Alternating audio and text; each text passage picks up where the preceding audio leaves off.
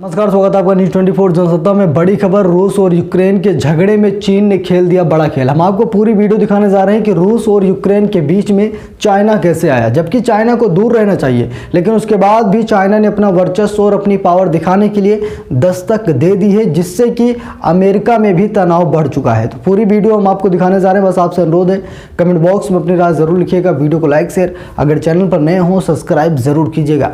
बता दूं आपको, रूस और यूक्रेन के झगड़े में चीन ने खेल दिया बड़ा गेम। ड्रैगन के दांव ने बढ़ाई भारत की टेंशन। यूक्रेन को लेकर रूस और अमेरिका समेत नाटो देशों में जंग के मंडराते काले बादलों के बीच चीन ने बड़ा खेल कर दिया है। बता दो, दक्षिण चीन सागर में चल रहे तनाव के बीच चीन के विदेश मंत्री वांग यी ने इस पूरे विवाद में खुलकर रूस का समर्थन किया है।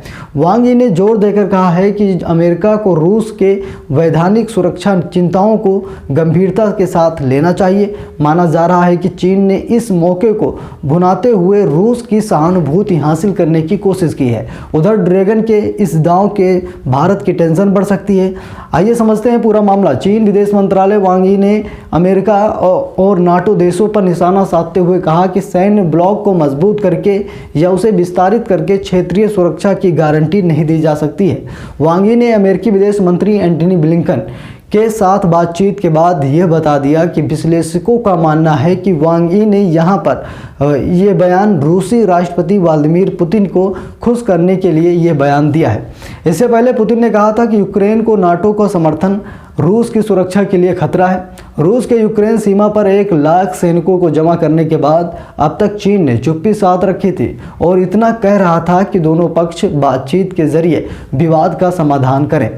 चीनी विदेश मंत्री ने इस बयान के बाद यह भी साफ हो गया कि अमेरिका और चीन के शीर्ष नेतृत्व के बीच वर्चुअल मुलाकात के भी दोनों देशों के बीच तनाव कम नहीं हुआ है। उधर चीन विदेश मंत्रालय के प्रवक्ता ने तो तंज कसते हुए नाटो को शीत युद्ध का अवशेष बता दिया और कहा कि उसे कोल्ड वार की मानसिकता को छोड़ना चाहिए। इस बीच रूस ने कहा कि यूक्रेन संकट को हल करने के लिए रूस की मुख्य मांगों को पर अमेरिका ने इनकार और आशावाद के लिए बहुत कम गुंजाइश बचती है। साथ ही ये भी कहा कि बातचीत अभी तो मुमकिन है।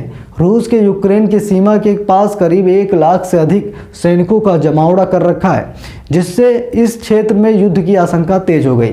रूस ने लगातार इस बात से इनकार किया कि वह हमले की योजना बना रहा है, लेकिन अमेरिका और उसके नाटो सहयोगियों का मानना है कि रूस युद्ध की ओर लगातार बढ़ता चला जा रहा है तथा इसके लिए तैयारी कर रहा है। रूस की कई मांगें रखी हैं, बता दूं आपको, जिससे बारे में उसका कहना है कि इससे यूरोप की सुरक्षा में स्थिति में सुधार होगा, जैसा कि अपेक्षित है। अमेरिका और पश्चिमी गठबंधन ने बुधवार को मॉस्को के मुख्य बिंदुओं पर किसी भी तरह की रियायत को दृढ़ता से खारिज कर दिया।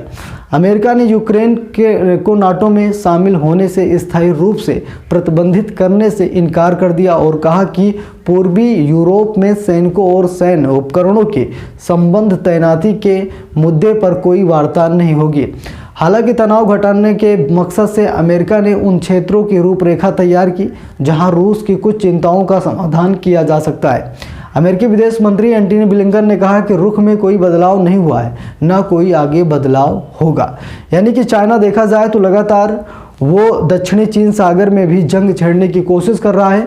यानी कि जब जब शीत पड़ी है, जब शीत लहर उठी है, जब बर्फबारी हुई है, तब रूस में देखा जाए तो कहीं ना कहीं बहुत ही ज़्यादा हिंसा हुई है, एक युद्ध हुआ, क्योंकि शीतकालीन युद्ध टलने का नाम नहीं ले रहा। कोल्ड वार, जैसा कि आप सब लोग को पता है कितना भयंकर था, और जब कोल्ड पड़ती है यानी बर्फबारी होती है और रूस का ऊपरी का हिस्सा पूरी तरीके से बर्फ से ढंक जाता है तो एक युद्ध का आगाज हो जाता है, जैसा कि आज हुआ है। तो कमेंट बॉक्स में राय लिखिए, वीडियो शेयर कीजिए, बने रहिए न्यूज़ 24 जनसत्ता के साथ। बहुत बहुत